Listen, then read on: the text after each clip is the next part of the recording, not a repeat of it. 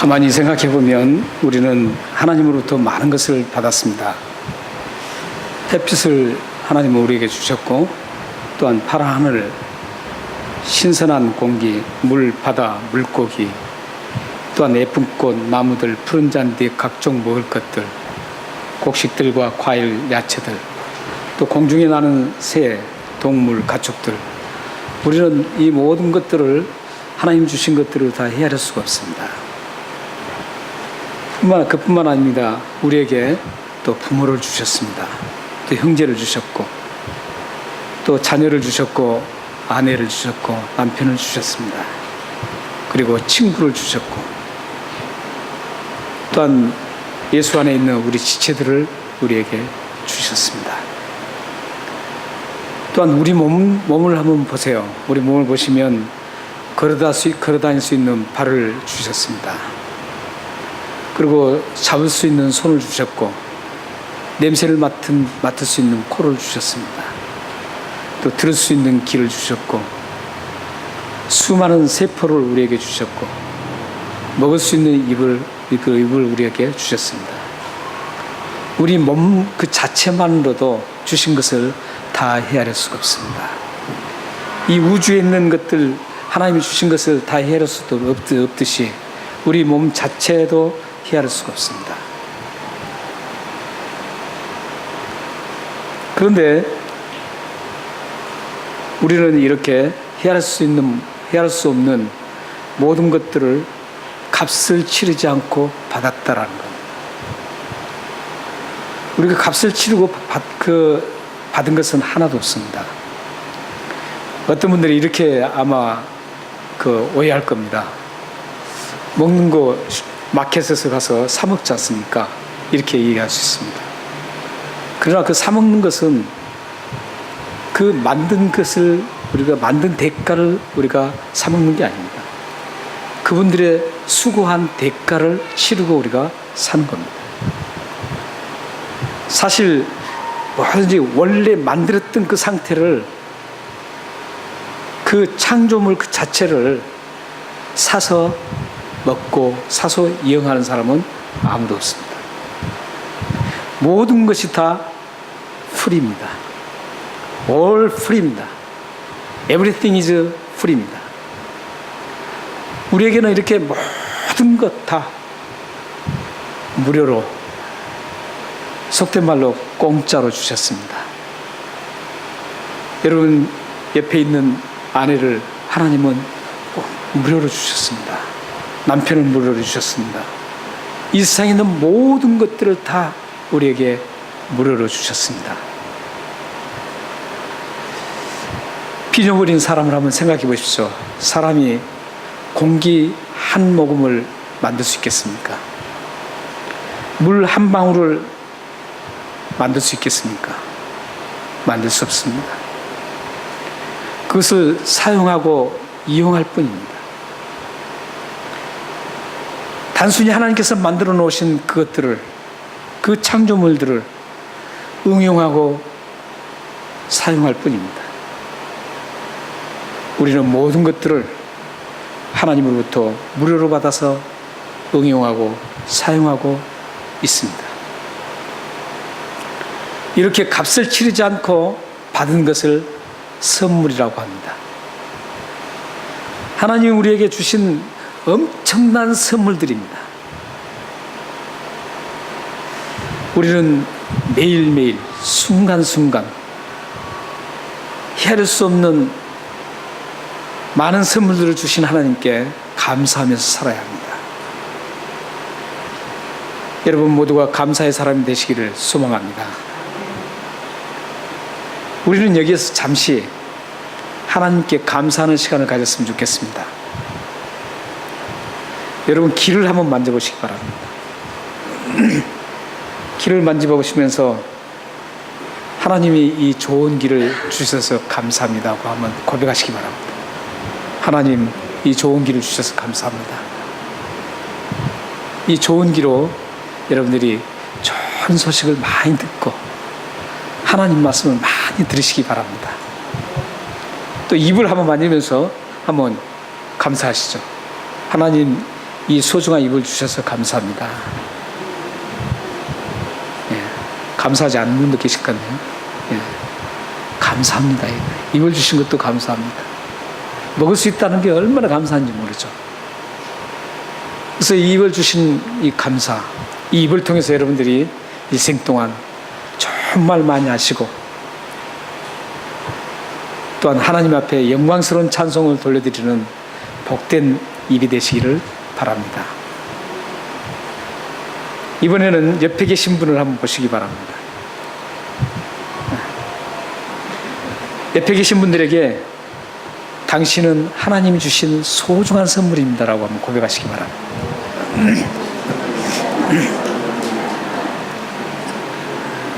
옆에 부인이 될 수 있고 남편이 될 수 있고 지체가 될 수 있습니다. 우리에게 주신 소중한 선물들입니다. 다 여러분들에게 주신 소중한 선물들입니다. 이 소중한 선물들을 아낄 줄 알아야 됩니다. 이 소중한 선물들을 고이 간직하고 다치지 않도록 여러분들이 잘 보관할 필요가 있습니다. 여러분 모두가 우리 지체들 또 부부 사이 또 친구 사이에 하나님께서 주신 이 소중한 선물을 아름답게 잘 간직하는 여러분들 되셨으면 좋겠습니다. 그런데 이렇게 우리는 많은 선물들을 받았는데 이것보다 비교할 수 없는 놀라운 선물을 우리가 받았다는 사실입니다. 사실 남편, 옆에 지체들 이 한 사람만 받았어도 엄청난 큰 선물인데, 그리고 수많은 이 모든 우주에 있는 것들을 다 선물로 받았는데 이 엄청난 선물이지만 이런 선물과 도저히 비교할 수 없는 그런 대단한 놀라운 선물을 하나님은 우리에게 또 주셨습니다. 이 선물을 베드로는 이렇게 말하고 있습니다. 사도행전 2장 38절을 한번 읽겠습니다. 시작. 베드로가 이르되 너희가 회개하여 각각 예수 그리스도의 이름으로 세례를 받고 제사함을 받으라. 그리하면 성령의 선물을 받으리니. 사실 우리가 가진 모든 것, 내 몸, 우리 함께 있는 모든 분들, 이 우주에 있는 모든 것들 하나님 주신 굉장한 선물들입니다. 그 하나만 생각해도 대단한 선물들이에요. 그런데 그 선물과 비교할 수가 없습니다. 왜 그런 줄 아세요? 이 성령의 선물이 왜 그것들과 비교할 수 없는 줄 아세요? 이 세상에 있는 모든 것들은 사라집니다. 언젠가 우리는 다 사라지게 돼 있습니다. 소중한 선물인 남편이 언젠가 이 세상을 떠나야 합니다. 아내가 떠나야 됩니다. 이 세상에 있는 모든 것들은 언젠가 다 끝이 납니다. 그 끝의 기점은 예수 그리스도의 재림입니다. 예수 그리스도의 재림 그 기점에서는 모든 것들이 다 끝납니다. 옛것은 다 끝납니다. 새로운 것들이 이제 새로운 것들만 남습니다.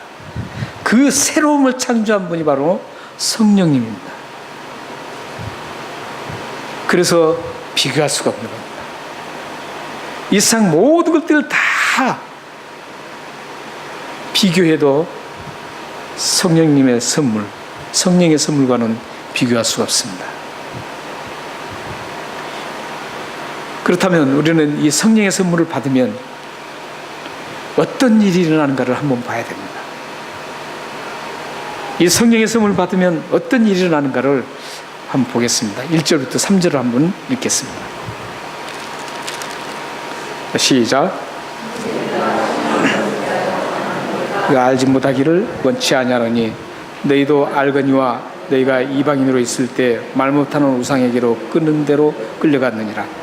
그러므로 내가 너에게 알노니 하나님의 영으로 말하는 자는 누구든지 예수를 저주할 자라 아니하고 또 성령으로 아니하고는 누구든지 예수를 주시라 할 수 없느니라.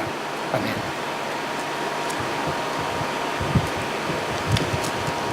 이거 주셔서 감사합니다. 아주 적절하게 잘 사용하고 있습니다. 여기 말씀에 특히 3절 말씀 보십시오. 3절 말씀 보시면 두 가지 말씀이 나옵니다. 성령님께서 오셨을 때 일어나는 그 일들이 두 가지가 나옵니다. 누구든지 성령님을 받으면 누구든지 예수를 저주할 자라고 하지 않는다. 이것은 어떤 말입니까? 구약 성경에 보면 나무에 달린 자마다 저주받은 자라고 합니다. 십자가의 죽으심은 저주의 십자가입니다. 근데 그 저주를 우리는 나를 위해서 대신 저주를 받으셨다, 예수님께서. 이렇게 우리는 고백을 합니다. 그런데 그렇게 고백하는 사람은 어떤 사람이냐면 성령님이 선물로 받은 사람들. 성령님의 선물로 받은 사람은 그렇게 고백을 합니다. 그런데 성령님을 선물로 받지 않는 사람들은 어떻게 얘기하냐면 예수 자신이 스스로 저주받아서 죽었다, 이렇게 얘기해요. 지금 그 얘기입니다. 예수님께서 십자가에 저주받아 죽으신 것은 우리 죄를, 그 저주를 받아야 할 우리 죄를 대신 다 짊어지시고 십자가에서 저주받아서 죽으신 겁니다. 그러니까 예수님 그 자체는 저주받으실 분이 아니었어요. 그런데 여기 이 말씀은 지금 성령님을 받지 않으면 예수님 그 자체가 다 저주받아 죽었다고 생각합니다. 그게 누구였어요? 유대인들이었습니다. 십자가에서 예수님을 죽였던 그 사람들이었습니다. 그 사람들은 예수님 자체가 저주받아 죽었다고 생각했습니다. 자신들의 죄 때문에 저주받은 것이 아니라고 생각했습니다. 성령님의 선물을 받으면 내 죄가 예수님의 십자가의 죽으심으로 내가 저주받아야 할 그 죄가 다 예수님께서 나 대신 저주를 받고 죽으셨다라고 이렇게 고백하게 되는 겁니다. 여러분 고백하시나요? 그렇다면 여러분들은 성령님을 선물로 받았다는 증거입니다. 또 한 가지가 있죠. 또 성령으로 아냐고는 누구든지 예수를 주시라 할 수 없다라고. 여기 예수님을 지금 예수라는 말은 어떤 말입니까? 구원자라는 뜻이죠. 그리고 주라는 말은 어떤 뜻입니까? 우리를 구원했으니까 그분이 이제부터는 나의 주인이시다, 이런 고백입니다.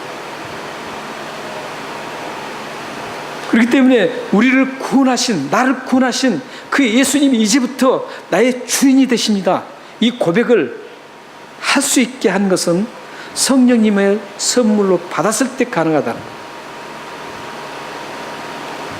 그러니까 예수 그리스도의 죽으심과 예수 그리스도의 죽으심 이후에 우리를 온전히 통치하시고 오직 우리는 예수 그리스도의 사람이라는 것을 고백하는 그 자체는 어떻게 해서 고백할 수 있다고요? 내 스스로 할 수 없다라는 겁니다.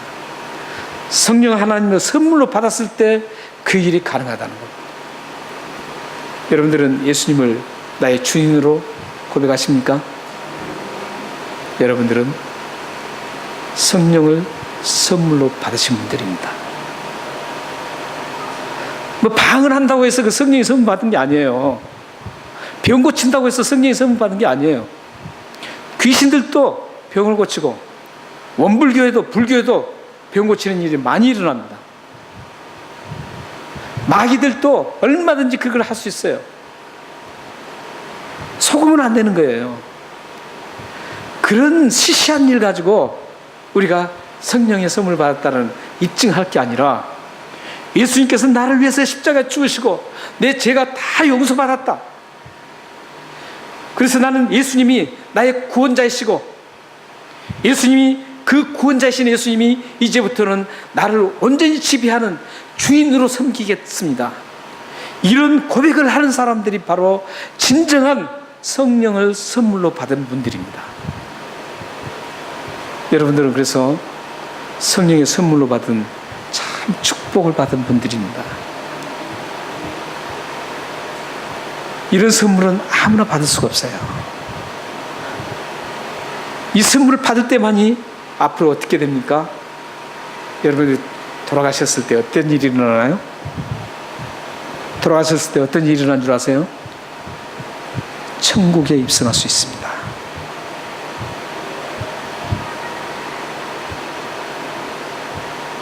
얼마나 위대한 선물입니까?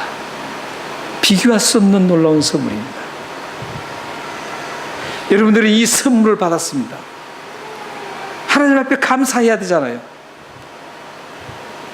시시하게 일어나는 조그만 환경에서 일어나는 그거 가지고 말이죠, 서로 말이죠 아기다툼하고 그럴 게 아니에요.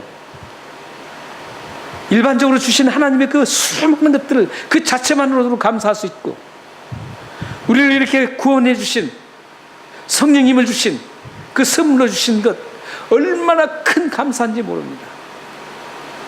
시시한 것 다 덮을 수 있는 그런 감사예요.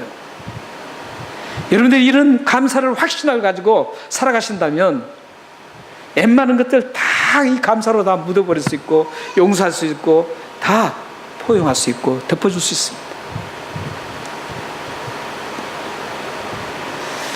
사랑하는 여러분들이 이 놀라운 선물을 받았다는 것에 감사하는 여러분들 되시길 바랍니다.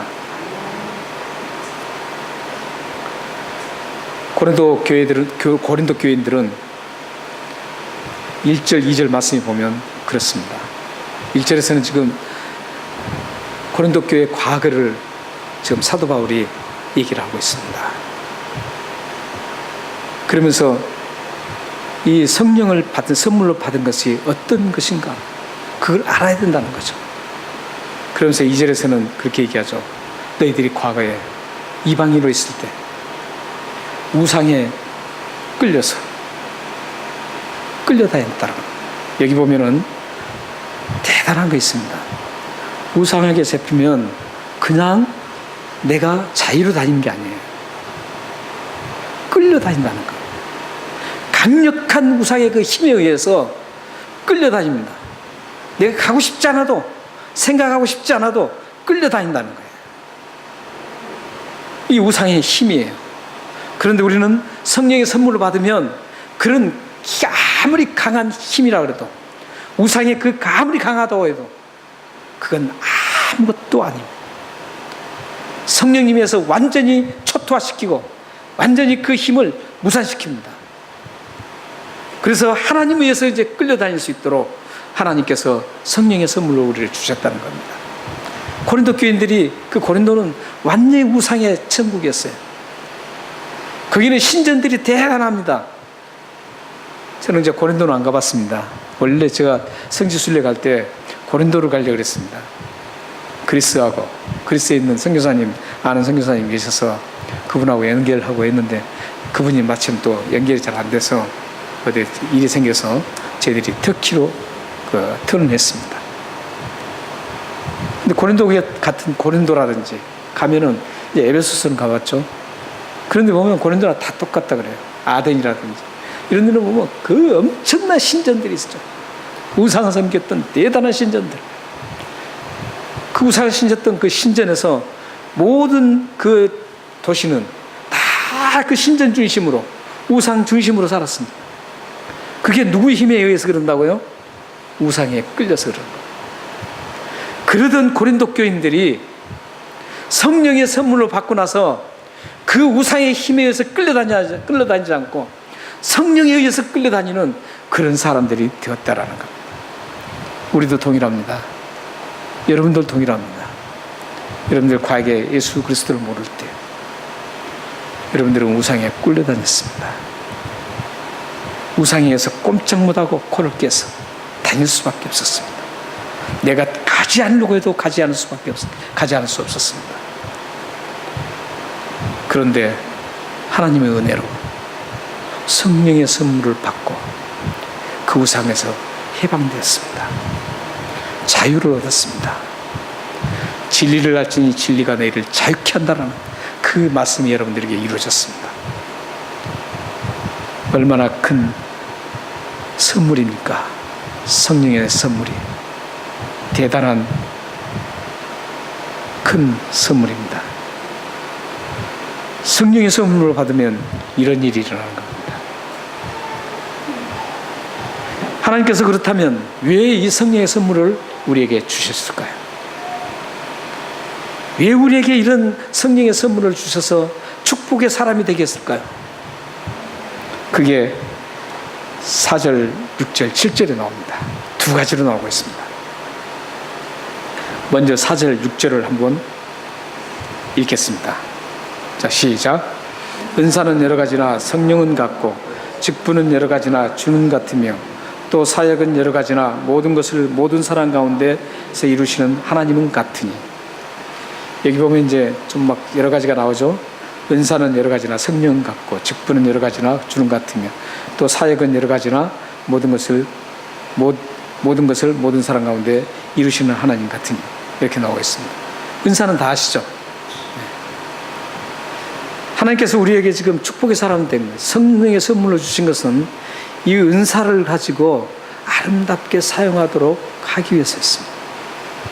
성령의 은사는 보통 성경에 보면 한 28가지가 나오고 있습니다. 더 나올 수도 있습니다. 28가지 정도의 은사가 있는데 그 은사를 여러분들이 좀 아시는 게 좋습니다. 은사 하나를 설명하려고 해도 몇 시간 해도 부족합니다.